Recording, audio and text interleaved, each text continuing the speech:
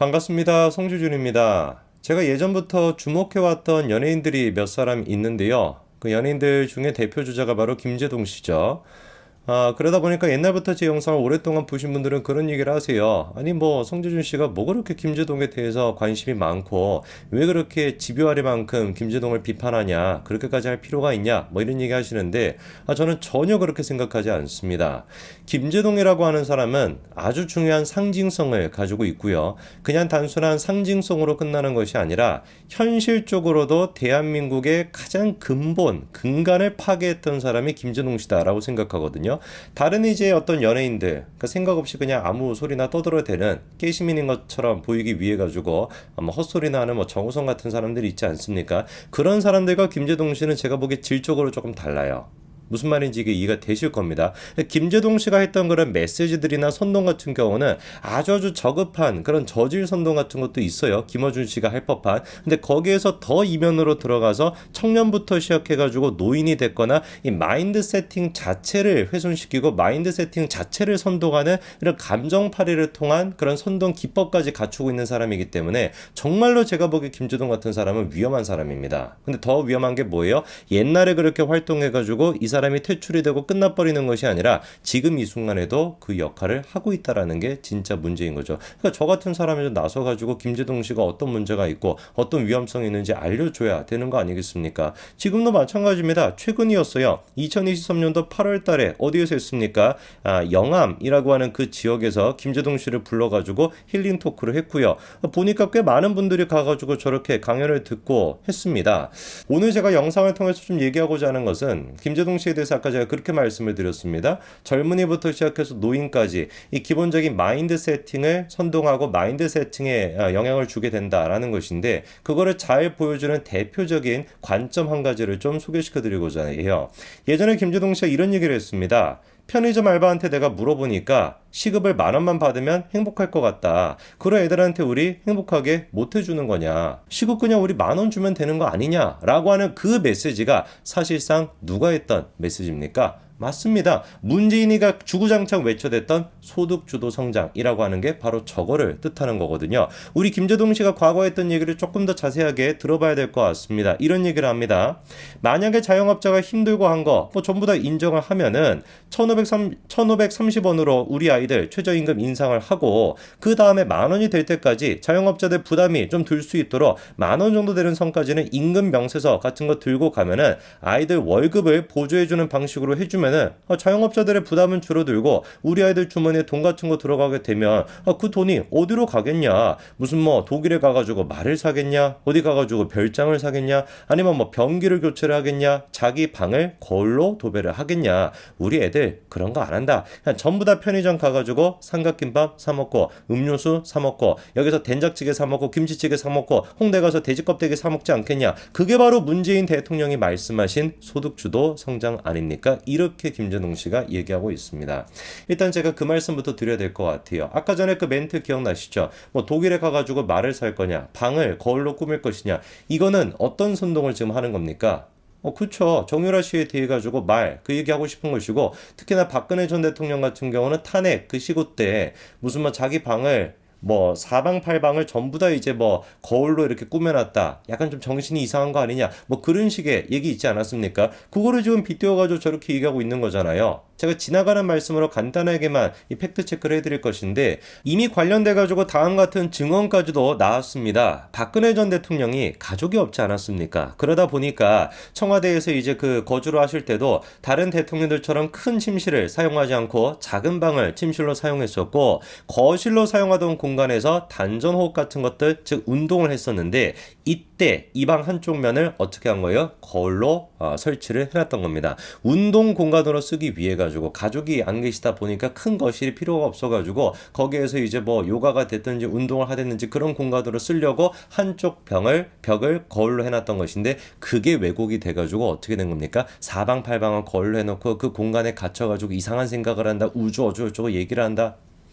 참으로 진짜 저급한 선동이었던 것인데 이거에 대한 구체적인 얘기는 제가 다른 영상을 통해서 말씀을 드릴 거고요. 김제동 씨가 했던 것도 그냥 철저히 뭐밖에 안 된다? 선동밖에 안 된다라는 겁니다. 자, 그러면 약간 좀 깊은 얘기를 우리가 들어가 봐야 될 것 같아요. 문재인이가 했던 그 소득주도 성장 그리고 또 김제동 씨가 지금 떠들어대고 있는 저 얘기, 정말로 두 사람이 떠들어대는 것처럼 최저임금을 우리가 강제적으로 10,000원으로 높이고요. 일반적으로 이제 그 소득주도 성장이라고 하는 게 문재인 정부에서는 최저임금을 이제 뭐 10,000원으로 높이겠다 이렇게 억지로 최저임금을 높이는 형태로 소득주도 성장을 하겠다라고 했으니까, 그런 식으로 최저임금을 높이고 그리고 그걸로부터 발생하는 부담을 우리가 그 세금 같은 거를 투여해가지고 자영업자들의 부담을 줄여주면은 뭐 얘네들이 뭐 별장을 살 것도 아니고 말을 살 것도 아닌데 지역에서 그냥 뭐 치킨 뜯어 먹고 뭐 김치찌개 같은 거 이렇게 먹고 하다 보면은 지역 경제까지 발전하는 거 아니냐 라고 하는 게 정말로 맞다라고 한다면 궁극적인 질문이 들어야 되는 거 아니겠습니까?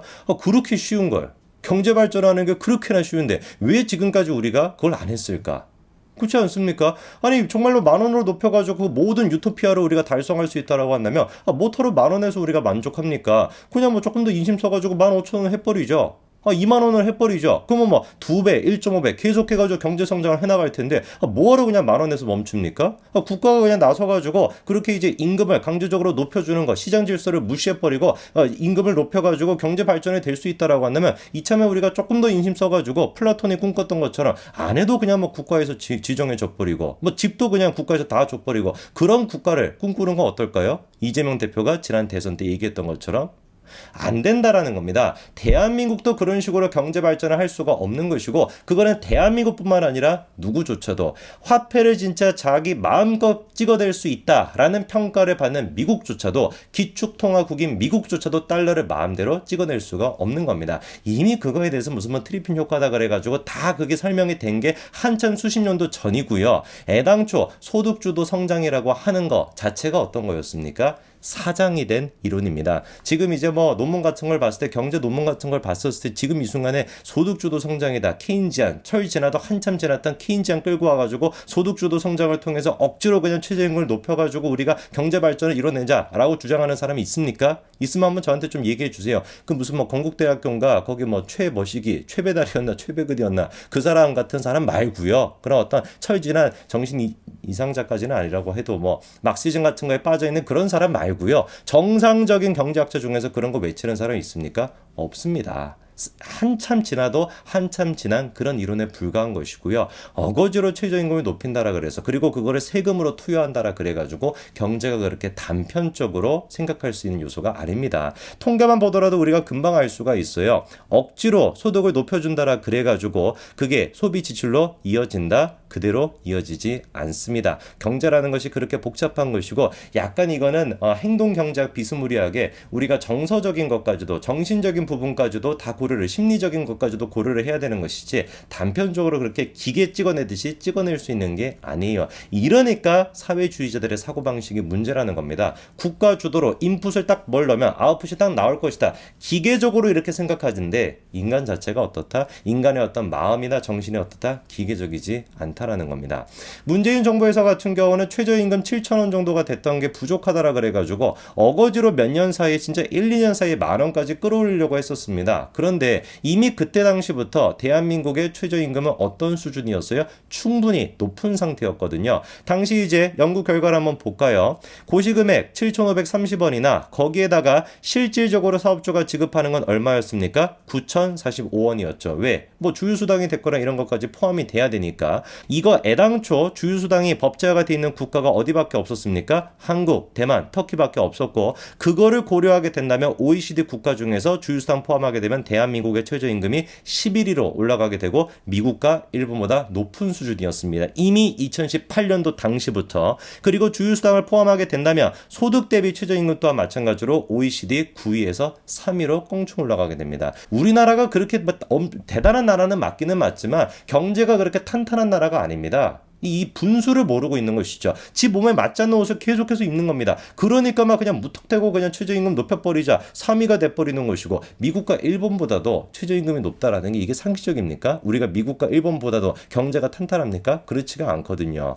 그런데 그런 철지난, 정신이 나가도 한참 나가 있는 사람들이 주장할 법한 거를 문재인이가 주장하고 있었고, 그거를 심지어 김제동 씨가 선동가로서 마이크 잡고 떠들어대고 있었고, 단편적인 것만 얘기하면서. 근데 더 소름이 돋는 게 뭐예요? 이미 김제동 씨가 그때도 뭐라고 했습니까? 그런 걸 지역 경제라고 하고 골목 상권이라고 하는 거 아니냐라고 했는데 저 얘기를 정확하게 누가 또 반복하고 있습니까? 이재명이가 반복하고 있잖아요. 이재명 같은 거 한술 더 떠가지고 기본이 아니라 기본 금융 뭐 이런 거 얘기하지 않습니까? 은행에서 돈을 빌려주는 거 그거는 신용에 기반해 가지고 해야 되는 것인데 그 신용조차도 국가가 나서 가지고 기본으로서 그냥 깔아줘야 된다. 이런 진짜 막시즘도 아니고 이걸 뭐라고 해야 됩니까? 그냥 뭐 포퓰리스트 그 자체의 인간까지도 아직도 존재하고 있으니까 김제동 씨부터 우리가 정리해 나가야 됩니다. 그게 뭐다? 김제동 씨의 문제가 아니라 대한민국이 발전할 수 있는 첫 번째 단초가 된다는 것이죠.